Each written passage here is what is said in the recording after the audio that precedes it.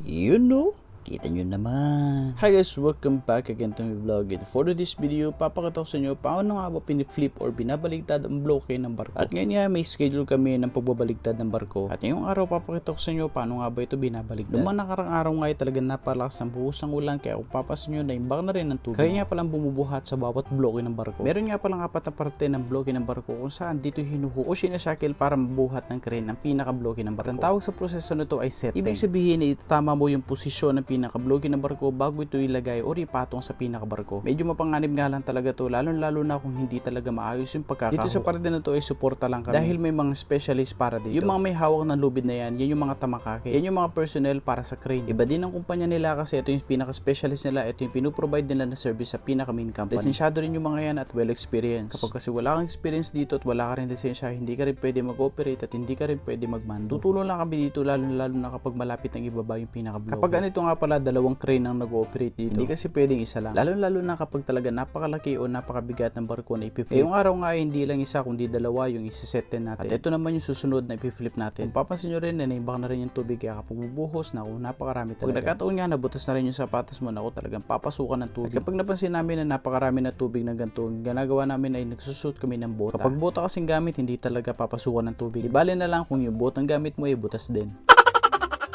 Kaya pag ganito na talaga ang trabaho, kailangan talaga ng doble ingat. Bukod sa kailangan mo mag-iingat sa dadaanan mo, kailangan mo rin mag-ingat sa taas. May mga time kasi na may mga falling object o may mga bakal talaga na hindi makikita at bigla na lang babagsak. So yun, tapos na nga ang ating pagsisetin or pag-flip ng bloke. Ngayon, ito nga pala yung area na pinagtrabahuhan natin. Kaya ako nasabi na pinagtrabahuhan natin dito na rin ako nagtrabaho sa loob ng 8 buwan. Siyempre, iba na rin ang trabaho ko ngayon. Gusto ko lang talaga na voice over to at siyempre i-upload na rin para kahit paano makita ko yung mga ginawa ko dati at yung mga trabaho at yung lugar kung saan din ako nagtrabaho. Nakamiss din yung ganito, lalo na napakalaking experience at napakagandang experience na makapagtrabaho sa ganito. Marami ka talaga matututunan, maraming mga bagay na talaga makikita mo na first time mo lang din talaga magawa. Bukod sa experience na yun, may mga naging kaibigan na rin ako dito, mga Filipino at hindi lang yun, may mga Japanese at syempre ibang lahi. Talaga marami nga lang talaga mapanganib na bagay kaya yun isa sa mga dahilan bakit ako nag-resign dito. At tawa naman ng Diyos, sa loob ng 8 buwan na pagtatrabaho ko dito, safe na safe tayo. Syempre napakaganda ring experience na makatrabaho mo yung mga master at mga lodi kicks mo dito. Bukod sa mga tulong, syempre tuturuan ka talaga nila hanggang sa makuha mo na yung trabaho. Kaya gusto ko magpasalamat sa 8 buwan na pagtatrabaho ko dito, lalo na sa kumpanya na nagbigay sa akin ng chance na makapagtrabaho at makabalik ulit sa Japan. Sa mga naging kaibigan ko dito sa workplace at syempre lalo na sa guidance ng Lord. Protection niya tayo sa loob ng 8 buwan. Kaya panigurado itong lugar na to ay mamimiss ko talaga. Matagal na rin na-stuck yung mga videos ko dito kaya inedit ko na lang at saka sabi ko i-upload ko na lang para kahit paano maging memories na rin to para sa akin. Sa loob ng 8 buwan ito yung araw-araw mo makikita. Syempre panigurado mamimiss ko talaga itong lugar na to. Mula sa scratch hanggang sa mabuo na yung barko, talaga makikita mo yung pinaghirapan mo. Hindi man umaandar yung barko kapag sinasakyan mo, makikita mo lang siya na nabuo na napakasaya at napakasarap sa pakiramdam. Syempre isa ka sa mga gumawa nun. Yun lang.